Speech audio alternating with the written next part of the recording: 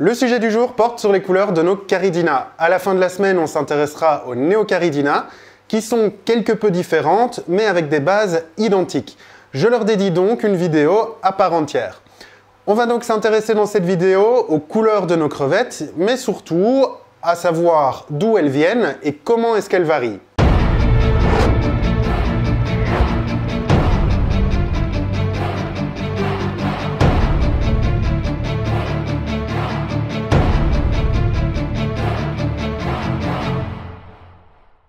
Hello, c'est Flo et bienvenue à toi si tu découvres ma chaîne sur laquelle je parle d'aquariophilie orientée invertébrés dans le but de rendre leur maintenance et leur reproduction accessibles au plus grand nombre. Nos Caridinas sont passionnantes et pour cause, au fur et à mesure de la sélection, des croisements et des hybridations, elles déclarent des phénotypes qui sont tous aussi variés les uns que les autres et les plus abouties d'entre elles sont les Tahiti Bee, résultat du croisement entre Taiwan Bee et Tiger, mais elles feront l'objet d'une vidéo à part entière. De mon côté, je me suis souvent posé la question de savoir ce qui modulait la couleur de nos crevettes, et donc comprenez ici ce qui la faisait varier. L'un des premiers éléments de réponse se trouve dans la constitution même de nos crevettes, qui possèdent deux couches de carapace, donc une couche interne et une couche externe.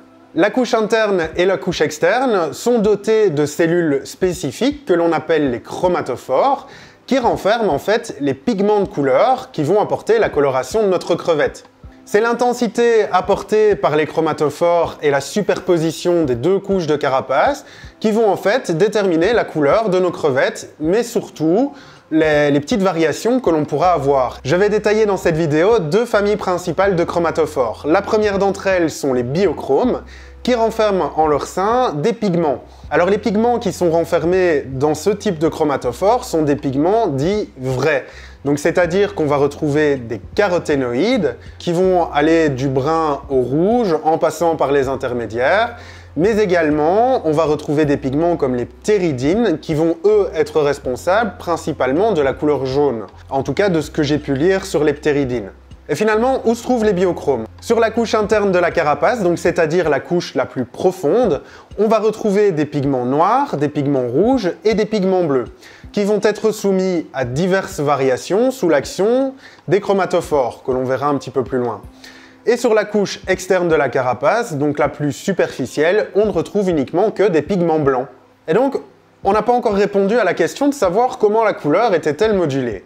Revenons-en aux chromatophores, qui sont des organes qui sont colorés, donc qui contiennent le pigment, et qui sont mobiles. Donc quand je dis mobile, ça veut dire qu'ils peuvent se contracter plutôt comme ça, ou se dilater. La contraction du chromatophore va également contracter le pigment, donc ça veut dire que la lumière qui va se réfléchira sur une plus petite surface. Tandis que la dilatation du chromatophore va, elle, dilater le pigment, et donc on aura un pigment qui sera réparti sur une surface plus élargie, en couches plus fines, et donc qui renverra la lumière de manière plus importante. La dilatation du pigment, en très simple, va donc intensifier la couleur, mais également la rendre un peu plus opaque. Mais finalement, on en vient aux mécanismes qui vont moduler cette couleur. Donc c'est-à-dire qu'on a des mécanismes hormonaux, plus lents, mais qui sont plus marqués dans le temps. Et pour exemplifier ça, on va prendre l'exemple de ce que j'ai pu observer lors de la reproduction de mes Blue Bolt, c'est-à-dire qu'en période de reproduction, on va avoir la mue, on va avoir tous des mécanismes hormonaux qui vont entrer en jeu pour signaler que la crevette est prête à se reproduire, et on va également avoir une couleur qui va s'intensifier. Donc ça, c'est ce que j'ai pu observer. On a également des mécanismes nerveux, donc c'est-à-dire sous l'action du stress, il va y avoir libération d'adrénaline qui va avoir pour effet de contracter les chromatophores. Et c'est la raison pour laquelle quand tu reçois des crevettes qui ont voyagé un petit temps, tu les reçois avec une perte d'intensité des couleurs. Et c'est aussi pour ça qu'elles les récupèrent par la suite une fois que les conditions de stress sont passées. On a également le cas du mimétisme, et donc j'explique rapidement ce que c'est. C'est la faculté des crevettes à s'adapter à l'environnement. Donc ici, je vais prendre l'exemple de la couleur du sol. Si l'on place une crevette sur sol foncé, elle va avoir tendance à dilater ses chromatophores de manière à opacifier sa couleur et ainsi être moins visible. Il n'en est rien parce qu'en fait, en dilatant ses chromatophores, elle est beaucoup plus visible et donc on a une crevette qui arbore un panel de couleurs un peu plus sympathique. On peut également avoir différentes variations au niveau génétique, donc c'est-à-dire soit des mutations, que l'on verra dans une autre vidéo, mais également quelques petites variations de couleurs que l'on va pouvoir sélectionner. Et j'en viens avec quelques exemples pour illustrer mes propos. Prenons par exemple une Taiwan Bee King Kong, donc sur laquelle on a un pigment noir. À un moment donné, on a eu une baisse d'intensité de ce pigment noir, qui a donné lieu à une couleur plutôt verte, pour laquelle on a sélectionné les Taiwan Bee Green Hulk, mais qui peut également donner lieu à une couleur plutôt bleue, et c'est ce qu'on a appelé les Taiwan Bee Blue Jelly. Évidemment, ces deux variétés de crevettes ont été obtenues en sélectionnant les crevettes qui présentaient cette petite baisse d'intensité pour sélectionner la couleur, et ensuite, on a majoré la couleur via la sélection.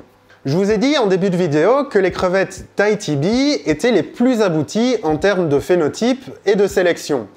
Alors, une des crevettes que je vais prendre comme exemple ici, c'est la Metallic Blue Boa, donc une des dernières variétés qui est sortie, et qui arbore en fait une robe métallique. Alors je vous ai dit également qu'il y avait d'autres cellules que les biochromes qui intervenaient dans la coloration, ce sont les chémochromes. Ces derniers produisent une coloration qui va réfléchir plusieurs longueurs d'onde et on observera en fait des couleurs qui vont tirer vers des tons métalliques. Alors plutôt du métallisé, plutôt du bleu métallisé, du vert métallisé.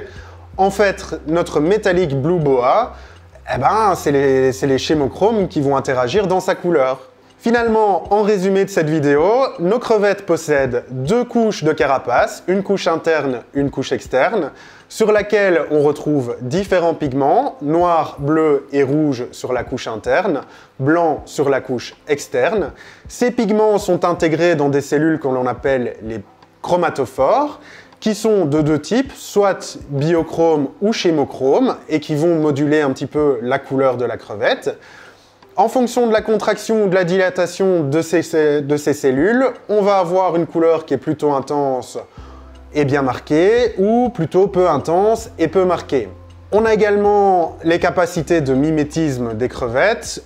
On a la capacité de la crevette à avoir un mécanisme de régulation hormonale, mais également nerveux, qui va influencer sa couleur.